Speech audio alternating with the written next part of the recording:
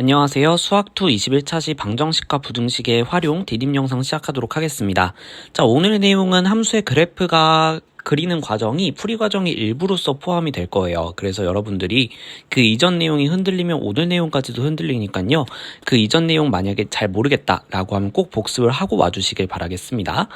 자, 그러면 이제 21차시 목표 보도록 하겠습니다. C랑 B 단계를 보시게 되면 여러분들이 이제 그 방정식과 부등식을 그래프를 이용해서 해석하는 내용에 대해서 주어져 있어요.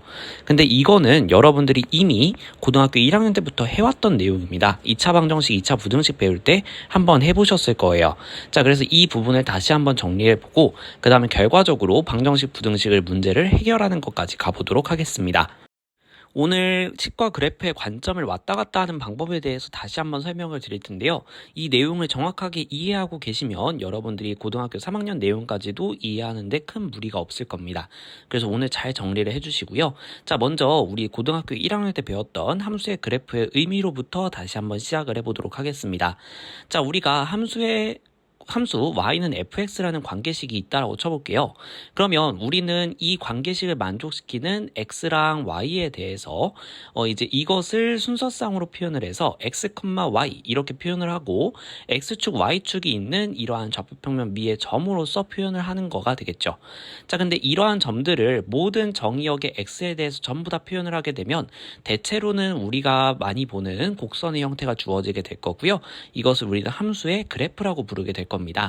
자, 그러면 우리가 그래프의 관계식을 만족시키는 애들을 점으로 찍어서 만든 거기 때문에 그래프 위의 점은 다시 말하면 이 관계식을 만족시키는 애라는 거겠죠. 그래서 그래프 위의 점이 주어지게 되면 우리는 그 점을 관계식에 대입해서 문제를 많이 풀어왔을 겁니다. 그 원리가 되는 내용이고요. 그래서 그래프 위의 점은 그 그래프의 관계식을 만족시키는 애다라는 거 생각해 주시면 되겠습니다. 자, 그럼 이제 우리가 상황을 바꿔서 두 개의 함수의 상황을 한번 생각을 해보도록 하겠습니다. 자, 만약에 y는 fx의 관계식이 그래프가 이렇게 있고요. 그러면 이 y는 fx 위의 점은 y는 fx라는 관계식을 만족시키는 애겠죠? 자, 그리고 y는 gx가 있다면 이 그래프 위의 점은 마찬가지로 두 번째 관계식 y는 gx를 만족시키는 애일 겁니다. 자, 근데 두 그래프의 교점은 y는 fx의 그래프 위에도 있고 gx 위에도 있어요. 그렇다는 것은 두 개의 관계식을 동시에 만족시킨다라고 볼 수 있겠죠. 그래서 교점이라고 하는 애는 두 관계식을 동시에 만족시키는 녀석이구나 라는 거 생각해 볼 수 있겠는데요. 자, 우리 이 두 관계식을 동시에 만족시키는 애들은 어떻게 찾아왔어요? 그렇죠. 우리가 지금까지 봤을 때는 연립방정식을 통해서 해결을 해왔었죠. 그래서 이 연립방정식을 풀어서 나오는 애가 결과적으로 교점이구나 라는 것을 알아볼 수 있겠습니다. 자, 그래서 결과적으로 여러분들이 교점을 구하고 싶다, 연립방정식을 해결해 주시면 된다라는 거예요. 자, 그래서 오늘 여러분들이 첫 번째로 기억해 줘야 되는 거, 교점 이퀄 연립방정식의 해다 라는 거 기억해 주세요. 자, 근데 더 나아가서 보겠습니다. y는 fx, y는 gx 이거의 연립방정식을 해결하는 과정에서 우리가 가감법을 사용할 수도 있지만 대입법이라는 방법을 사용할 수도 있어요. 그래서 두 번째 관계식의 y 대신에 첫 번째 관계식의 fx를 대신 집어넣어주면 fx는 gx라는 방정식을 얻어낼 수 있습니다. 이 방정식을 우리는 연립방정식으로 해석할 수도 있고 연립방정식을 하나의 방정식으로 생각할 수도 있다는 거죠. 자, 그래서 연립방정식의 실근이 곧 이 방정식의 실근이 해가 되는 거예요. 자, 그래서 연립방정식의 해, 방정식의 해 이걸 왔다 갔다 할 수 있겠고요. 연립방정식의 해는 아까 우리가 봤듯이 교점이니까 결과적으로 방정식의 해를 우리가 반대로 연립방정식으로 풀어서 생각할 수 있다면 그러면 교점을 구하는 상황으로 바꾸어서 해석할 수 있다는 거죠.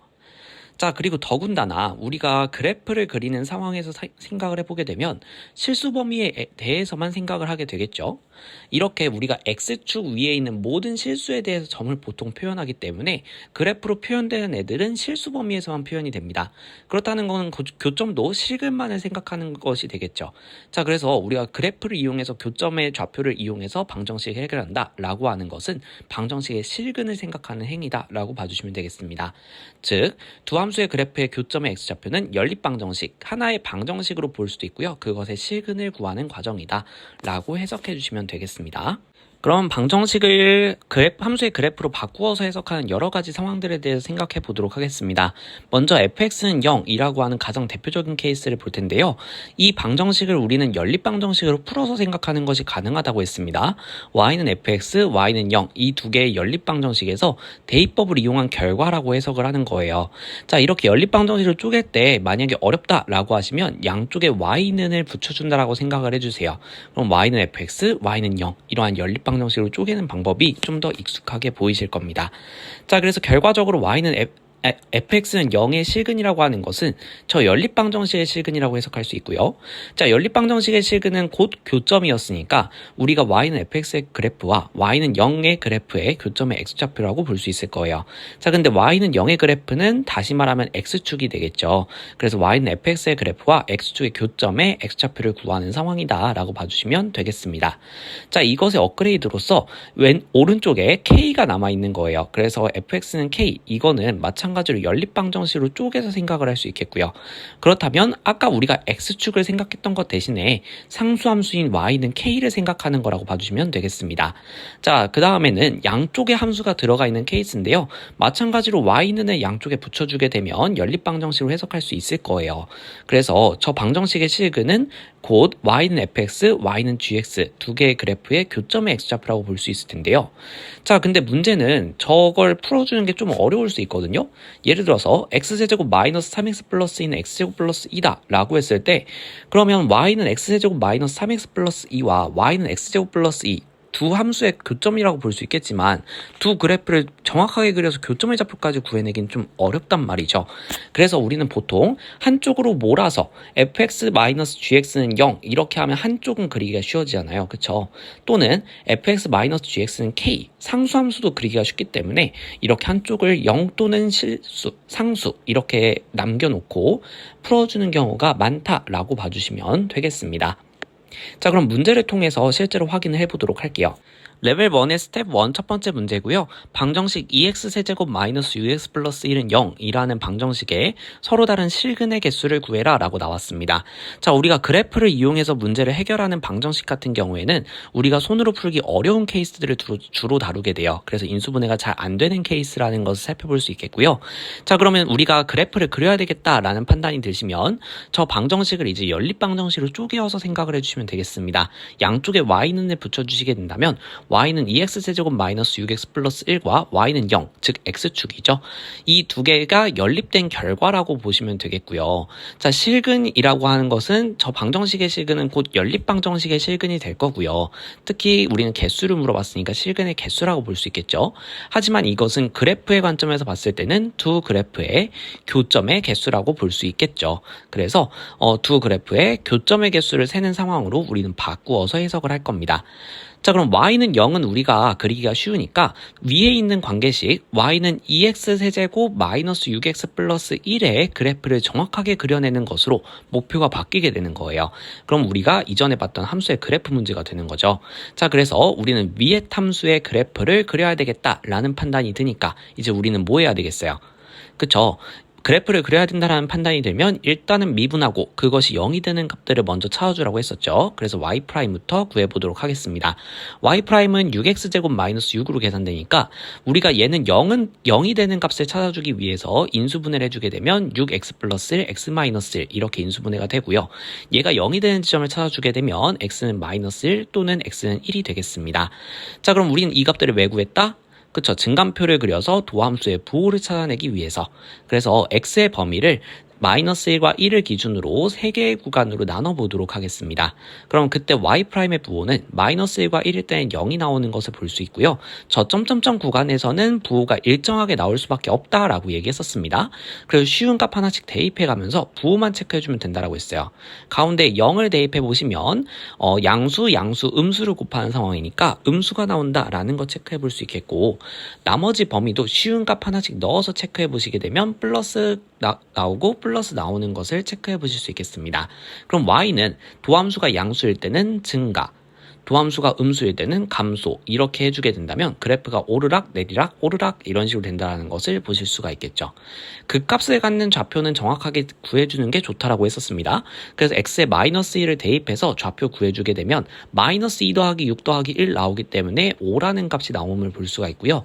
x는 1을 대입해주게 되면 2 빼기 6 더하기 1이니까 마이너스 3이 나온다는 걸 볼 수 있습니다. 그걸 그래프에 표현하면 다음과 같이 표현할 수 있습니다. 마이너스 1일 때 y값 5, x가 1일 때 그때 y값 마이너스 3이 나온다는 것을 보실 수 있어요. 자, 그럼 y축이래. x축은 y가 0인 부분을 표시하는 거기 때문에 마이너스 3과 5 사이에 어딘가에 있겠죠. 그래서 지금과 같이 x축을 표현할 수 있겠고, 우리는 지금 교점의 개수를 세는 게 목표였죠. 지금 교점이 3개가 나온다라는 것을 살펴볼 수가 있습니다. 그 말은 뭐다? 주어진 방정식의 실근이 3개다. 이렇게 해석할 수 있다는 거죠. 그래서 실근의 개수를 그래프를 이용해서 푸는 방법 보았습니다. 자, 이렇게 풀어주시면 돼요. 다음으로는 부등식을 좀 보도록 하겠습니다. 부등식을 그래프로 해석하는 것도 비슷해요. 만약에 fx가 gx보다 크다라는 부등식이 나왔을 때 이것을 그래프를 이용해서 본다라고 하면 y는 fx, y는 gx 마찬가지로 양쪽에 y를 붙여서 두 개의 함수를 비교하는 겁니다. 자, 근데 fx가 gx보다 크다라는 것은 결과적으로 y 값을 비교하는 상황이라고 볼 수 있겠죠.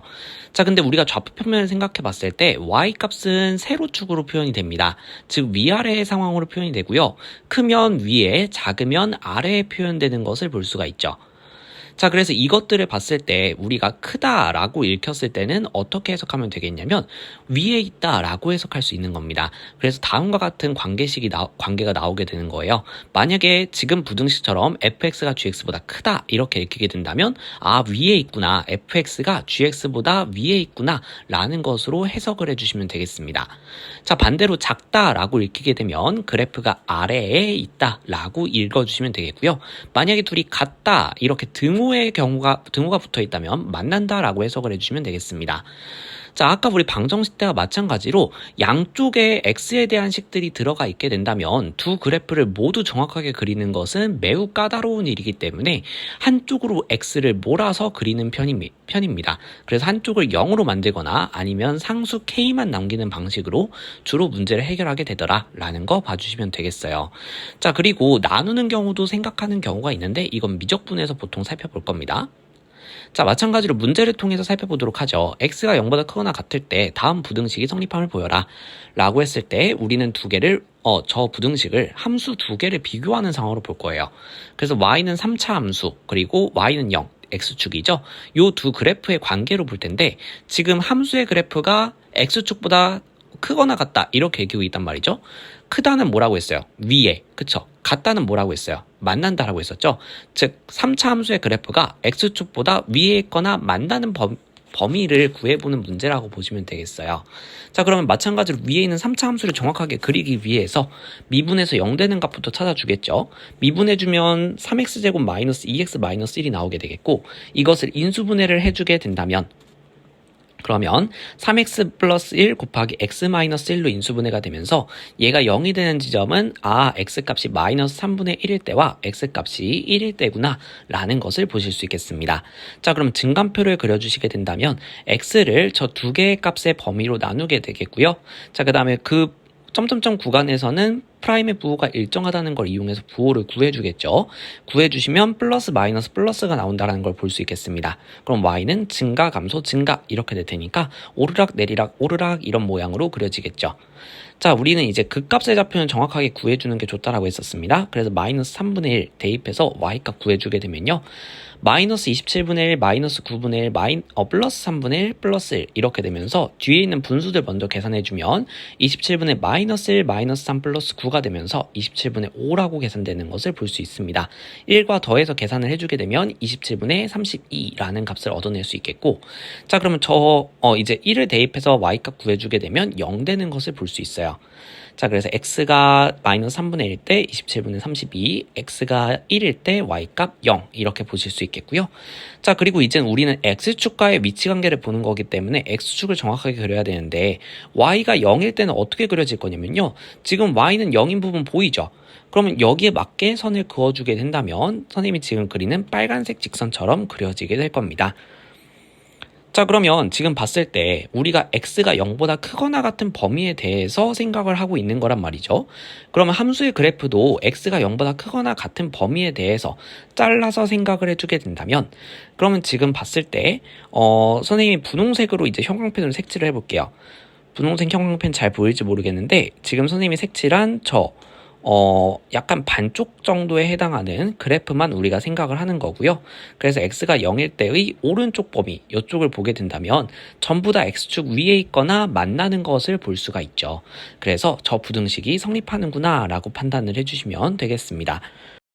마지막으로 프롤로그 미션 전달하고 마무리 짓도록 하겠습니다. 자, 보시면 지금 2차 방정식, 2차 부등식이 주어져 있어요. 여러분들이 고등학교 1학년 때 배웠던 건데 요거를 인수분해를 통해서 해결하는 건 여러분들 매우 쉬울 겁니다. 하지만 이제 이것을 그래프로 해석해 보면서 여러분들이 인수분해를 통해서 푸는 것과 과연 어떤지 그것을 비교해 보면서 오늘 배웠던 관점을 적용하는 방법을 연습해 보시길 바라겠습니다.